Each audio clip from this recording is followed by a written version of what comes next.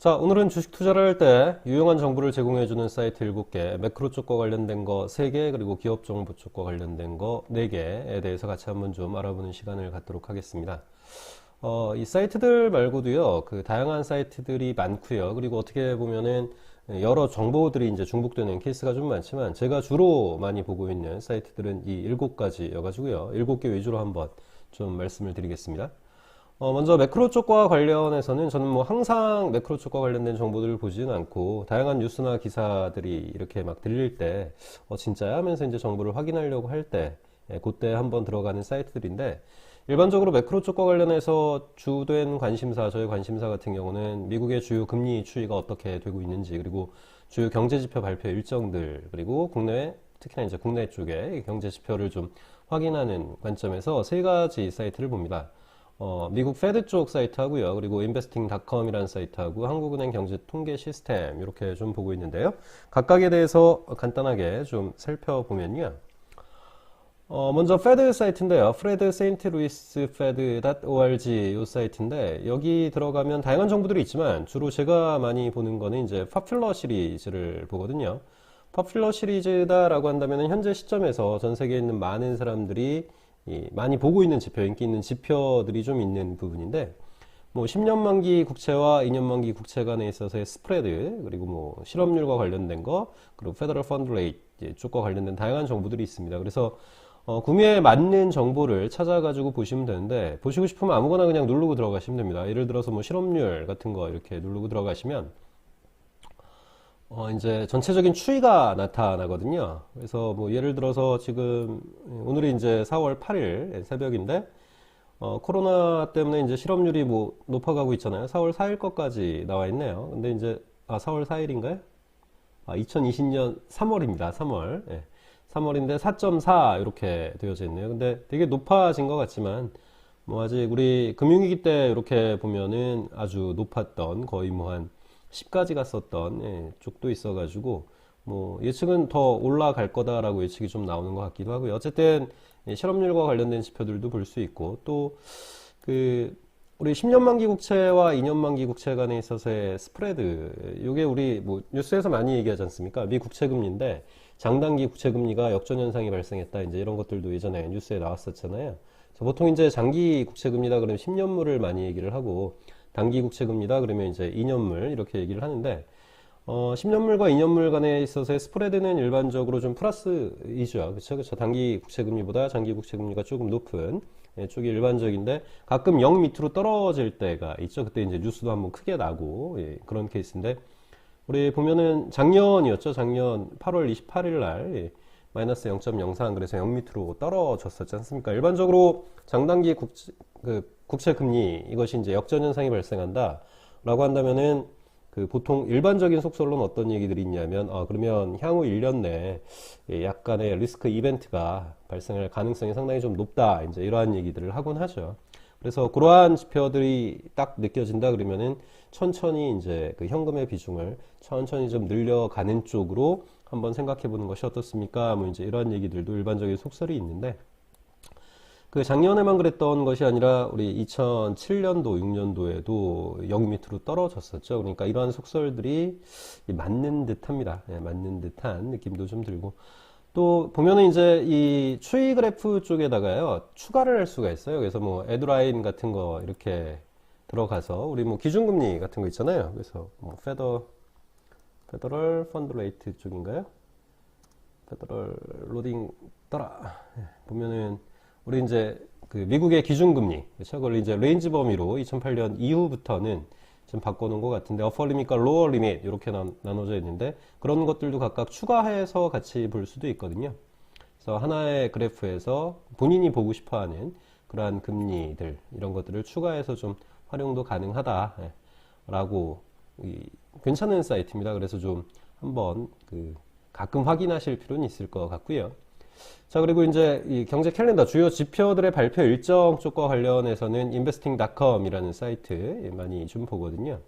거기에서 뭐 정말 좋은 정보들이 많지만 경제 캘린더 이렇게 보시면 오늘 아니면 뭐 내일 이번 주에 어떠한 주요 지표들이 각 나라별로 발표가 되는지가 나타나 있습니다. 그래서 필터 같은 거 눌러보시면은 내가 보기 싫은 나라들은 빼시면 돼요. 그래서 보통 이제 저 같은 경우는 미국 그리고 일본도 잘 안 보고요. 그리고 국내 뭐 이제 이런 식으로 해가지고 필터를 딱딱딱 만들어서 다 버리고 아래쪽 보시면 뭐 적용하기 이제 이렇게 있거든요. 그러면 관련해서 이제 미국, 브라질을 제가 체크를 해놨나 보네요. 어쨌든 관련된 내용들이 오늘, 내일, 뭐 관련돼서 이제 나타나는, 그래서 우리 그 신문 같은 거 보시면은 그 주요 경제 지표들, 뭐 오늘은 언제, 뭐 내일은 어떤 거, 다음 주에는 어떤 거들이 발표됩니다. 라고 했었을 때 실제 들어가서 한번 좀 확인해 보시는 그러한 용도로서 활용해 볼 수도 있고요. 그리고 그 investing.com은 상당히 좀 괜찮은 사이트인데 여기 보면 이제 채권이라든지 주식이라든지 아니면은 우리 그 암호화폐라고 하죠. 이제 그러한 것들도 볼 수 있고 그 최근에 보면은 그 페드 쪽에서 금리를 그 100bp 내렸었지 않습니까? 그래서 보통 이제 페드에서 그러한 이벤트, 큰 이벤트 같은 거를 딱 한번 얘기를 해버린다라고 했었을 때는 크레딧 리스크, 이번은 크레딧 리스크 쪽에 많은 관심이 있었어가지고 실은 이제 그렇게 된 걸로서 많은 분들이 얘기를 하고 계신데, 그러면 크레딧 리스크 쪽이면 일반적으로 영향을 받는 게 채권 시장 먼저 영향을 받고, 그 다음 주식 시장 쪽으로 많이 영향을 받죠. 그래서 채권 쪽에 관련돼서 뭐 ETF, 그 인베스트먼트 그레이드 쪽과 관련된 ETF, 뭐 LQD 이런 것들도 이제 확인할 수 있죠. 확인해 보면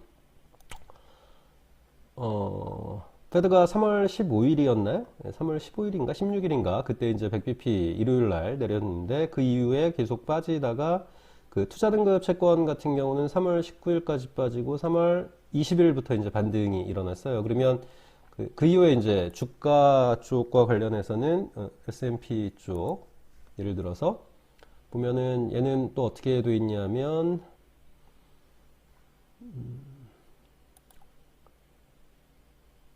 보면은 3월 18일, 3월 20일, 19일, 20일, 23일까지 떨어지고 그 다음부터 올랐잖아요. 그러니까 채권 쪽에 투자 등급 채권에 관련된 ETF에 몰리고 그쪽이 조금 좋아지면서 주식도 올라가는 선행 지표 형태로도 뭐 요즘에는 그러한 지표들은 많이 바뀔 수 있지만 요즘에는 이제 또 이러한 형태의 지표를 확인하는 분들도 좀 계신 것 같고요. 어쨌든 경제 캘린더 쪽과 관련된 부분을 주로 좀 확인해 보려고 할 때 investing.com이라는 거를 좀 활용하곤 하고요. 그리고 국내 경제 지표들 같은 경우는 한국은행 경제 통계 시스템 ecos.bok.ol.kr 이제 여기 들어가서 확인을 하는데 뭐 여러 가지 이 지표들이 되게 많습니다. 거시경제 분석 지표도 있고요. 근데 이제 금리 쪽과 관련해서 뭐 시장금리 예를 들면 시장금리 쪽을 보려고 한다라고 한다면은 그 시장금리를 누르시고 그 안에 보면은 뭐 여러 가지 금리들이 있죠. 근데 뭐 우리 보통 이제 주택담보대출 그 할 때 많이 얘기를 하잖아요. 대출금리. 그래서 신규 취급액 기준이다. 그래서 코픽스 쪽이다. 그러면은 뭐 주택담보대출, 가계대출 쪽에 그래서 한번 뭐 조회를 해보자. 그러면 어떤 식으로 되고 있는지 전체 추이가 이런 것들도 확인해 볼 수 있죠. 그래서 지금 코픽스 기준으로 보면은 2월까지 2.45였다가 다시 올라갔네요. 예. 왜 올라갔지? 예, 이러면 안 되는데 요 금리에 플러스 이제 가상금리로 변동금리, 주택담보대출 금리들이 또 나타나지 않습니까? 그래서 어쨌든 이건 하나의 예고 관련돼서 그 다양한 국내 경제 지표들을 좀 보려고 할 때 좀 활용할 수 있는 사이트이고요. 근데 이제 이러한 매크로 정보 같은 경우는 저는 항상 보는 건 아니고요. 예. 매크로 정보보다 실은 주식 투자를 할 때 더 중요한 부분은 기업 정보라고 저는 생각을 하거든요. 그래서 이제 기업 정보, 기업에 대한 이해를 하기 위해서 좀 보는데, 네 가지 사이트를 좀 봅니다. 근데 이제 이 네 가지 사이트 보기 전에 우리 일반적으로 보면은 저도 그러지만 네이버 치고 들어가면 그 안에 이제 기업과 관련돼서 주요 정보들이 잘 정리되어 있잖아요. 뭐 FM 가이드 또는 아니면 환경 컨센서스 같은 데서 이제 제공을 해주는 다양한 정보들이 있어서 그 기업을 그냥 살짝 흘낏 볼 때는 네이버만으로도 충분하거든요. 그래서 네이버로 대충 보고 그냥 판단을 하지만 저 같은 경우는 어떤 기업을 좀 제대로 한번 좀 분석을 해보고 싶다. 이 기업 좀 관심 많은데 어떤 내용이지 하면서 이제 제대로 분석을 해보려고 한다. 그랬을 때는 이제 이 네 가지 사이트로 들어갑니다. 근데 이제 가장 많이 보는 사이트는 우리 뭐 다 알고 계시는 것처럼 다트, 금감원 전자공시 시스템 이 사이트를 통해서 영업보고서나 사업보고서, 감사보고서, 공시자료들을 좀 활용을 하고요. 그리고 IR 쪽과 관련된 자료를 좀 보고 싶다 그러면은 한국거래소의 기업 공시 채널 쪽에 들어가서 자료들을 좀 보고요. 또 그 기업과 관련돼서 그 애널리스트 분들이 이제 그 리포트를 내시잖아요. 그거는 한경 컨센서스 쪽에 들어가면 잘 정리가 되어 있더라고요. 그리고 이제 여러 애널리스트들이 어떤 기업에 있어서의 목표 주가라는 것들을 서로 다르게 얘기를 하고 계시고, 뭐 매출액 추정치, 영업이익 추정치, 당기순이익 추정치 이런 것들을 다 다르게 하고 계신데, 그러한 것들을 평균적으로 모아서 컨센서스라는 거를 또 그 얘기를 많이 하지 않습니까? 그래서 컨센서스 정보를 볼 때는 FN가이드 생장 기업 분석이라는 사이트에 들어가시면 잘 정리가 되어 있어서 하나의 기업에 대해서 좀 제대로 좀 분석하고 알고 들어가려고 한다라고 할 때는 요 네 사이트를 좀 많이 활용하는 편인데, 요 각각에 대해서도 간단하게 한번 또 보도록 하겠습니다. 자, 먼저 많이 보시는 다트 시스템이죠. 기업 공시 시스템. 여기 보면은 뭐 특별하게 제가 이거는 말씀드릴 건 없겠지만, 예를 들어서 삼성전자다라고 한다면 많이 보시는 게 이제 사업보고서 쪽을 많이 보시잖아요. 근데 사업보고서를 보실 때 이제 회사 개요 사업의 내용, 뭐 요약재무제표부터 해가지고 쭉 나타나 있는데, 제가 어떤 회사에 대해서 처음 보는 회사고 이 회사에 대해서 좀 분석을 하고 싶다 그러면은 요 내용부터 보지 않고요. 저 같은 경우는 이제 첨부 선택 여기 들어가면은 영업보고서라고 있습니다. 그래서 영업보고서를 누르면 대기업 같은 경우는 PDF 파일로 이렇게 좀 제공을 해줘요. 그래서 다운 받아가지고 볼 수도 있고요. 일반 코스닥 기업 같은 경우는 여기에 어떻게 보면은 영업보고서 안에 회사의 전반적인 개황에 대해서 요약해서 좀 적어 놓거든요. 그래서 이제 그 내용을 보고 전반적인 왁구, 이 회사가 어떻구나라는 거를 좀 파악한 이후에 그 다음에 이제 사업보고서로 들어가죠. 그래서 사업보고서 안에서 관련된 내용들을 지금 보면서 정리가 잘들 돼 있으니까 이 내용들을 먼저 확인하고 재무제표 쪽을 조금 더 분석을 하고 관련된 뭐 뉴스 같은 거, 뭐 CEO 분들의 인터뷰 같은 내용들을 토대로 해서 회사를 좀 이해하고 들어가는 편이고요. 그리고 그 IR 자료 볼 때는 아까 말씀드렸던 것처럼 KIND 이 사이트 기업 공시 채널 쪽에 들어가서 여기도 정보들이 잘 정리되어 있습니다. 정보들이 잘 정리되어 있는데 여기에 이제 IR 쪽에 IR 자료실 들어가면 기업별로 기업 설명회 했었을 때 이렇게 막 이렇게 그 발표했었던 파워포인트 그 자료를 PDF 파일로 올려놨거든요. 보통 이제 대기업이다라고 한다면은 회사 홈페이지에 많이 올리지만 코스닥 기업들 같은 경우는 이 사이트에 많이 들어가 있으니까 여기에서 그냥 첨부 이렇게 누르셔서 관련된 거 이렇게 PDF 파일로 열어보시면 그 발표했었던 자료들이 있으니까요. 그 기업과 관련해서 한번 또 확인해 볼 수 있는 내용이고요.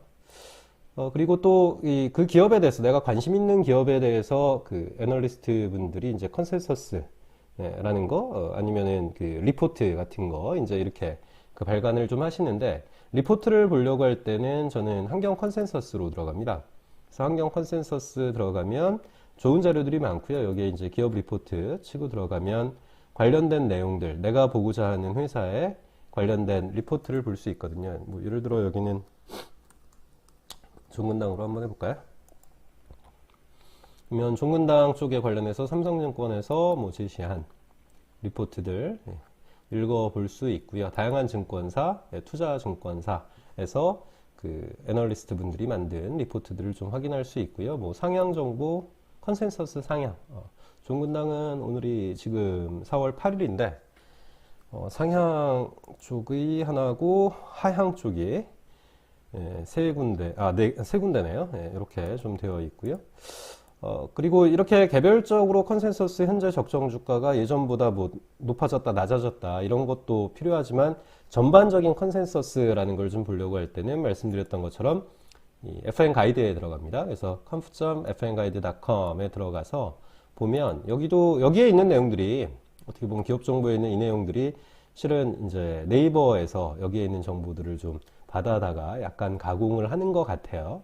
근데 이제 여기 컨센서스를 보면 각각의 증권사별로 적정주가 및 투자 의견들이 있거든요. 그래서 여기 각각의 증권사에서 얘기했었던 적정주가의 컨센서스가 지금 뭐 삼성전자 같은 경우는 66,000원 정도 된다. 근데 직전엔 68,000원이었다. 이제 이러한 정보들도 확인할 수 있고, 그거보다도 실은 이제 컨센서스 시계열추이다 그래서 연간 또는 분기별로 매출액, 영업이익, 컨센서스를 좀 확인할 수 있거든요. 당기순이익 쪽과 관련된. 그래서 연간으로 보면 삼성전자 같은 경우는 1개월 전에는 영업이익이 39조였다가 그저께네요. 4월 6일 36조로 컨센서스가 바뀌었는데 분기별로도 한번 볼까요? 분기로 보면은 1개월 전에는 6조 6천억이었다가 6조로 4월 6일 날 이렇게 컨센서스가 되어 있었는데 어제 삼성전자가 실적 발표했었을 때 6조 2천억이었죠. 그래서 컨센서스보다 더 높아졌네? 예, 라는 얘기들 나왔고요. 또 LG전자도 어제 컨센서스보다 훨씬 더 높았지 않습니까? 영업이익 컨센서스가 거의 8천억대로 제가 알고 있었는데 어제 실적 발표 보니까 1조가 넘어가지고 어닝 서프라이즈 이제 이러면서 마지막에 주가가 거의 6%인가요? 최종적으로 6%인가 7%인가 오르면서 끝났었던 것 같은데 컨센서스라는 정보를 그렇기 때문에 좀 봐야죠. 어닝 서프라이즈냐 이제 이런 것들 확인해 보기 위해서 그런 거를 볼 때 참조하실 수 있는 사이트가 FN 가이드 이쪽이다라고 말씀드리고요. 저 같은 경우는 이제 기업에 대해서 분석을 하고 내가 이 기업을 투자 대상 기업으로 삼고 그리고 실제 투자 들어가서도 계속 본다라고 했었을 때 아까 말씀드렸던 네 가지 사이트를 좀 활용하고 있습니다. 이 동영상을 시청하시는 분들께서 주식 공부를 하실 때 조금이라도 좀 도움이 되셨으면 좋겠습니다. 감사합니다.